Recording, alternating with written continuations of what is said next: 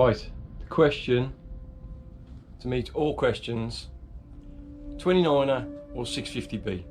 I've had both in the space of 12 months. Let's take my take on it and let's see what we think and see if we can sway some people's minds about one or another.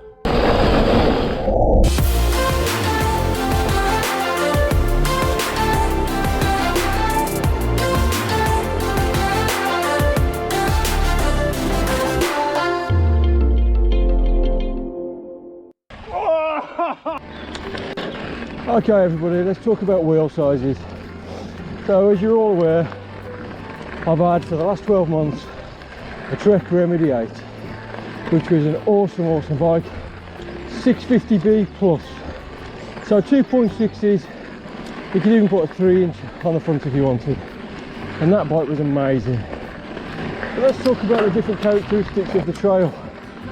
Okay, so for example, a trail like this, which is loose over hard pack, and you've got to keep a constant cadence.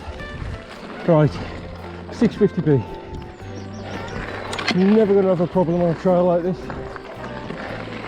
29er, getting started is a nightmare. But once you've got that 29er up to speed on, you know, this type of terrain,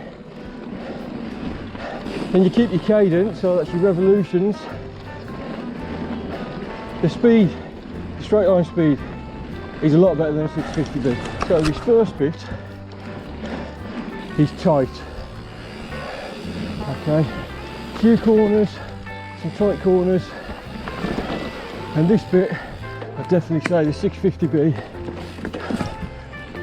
slaughtered. But this bit is where the 29er takes over.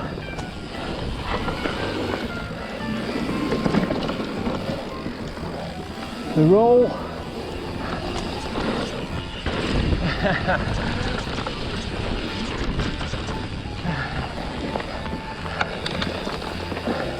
the rolling is so much faster.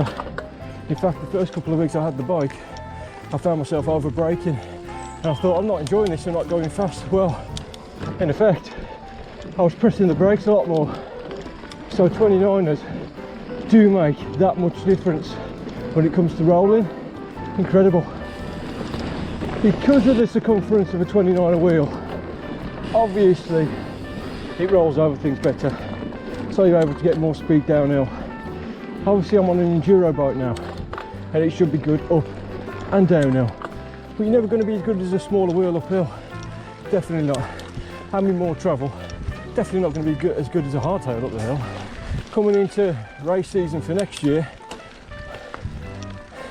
there's a reason why all the athletes and the professionals have got 29ers.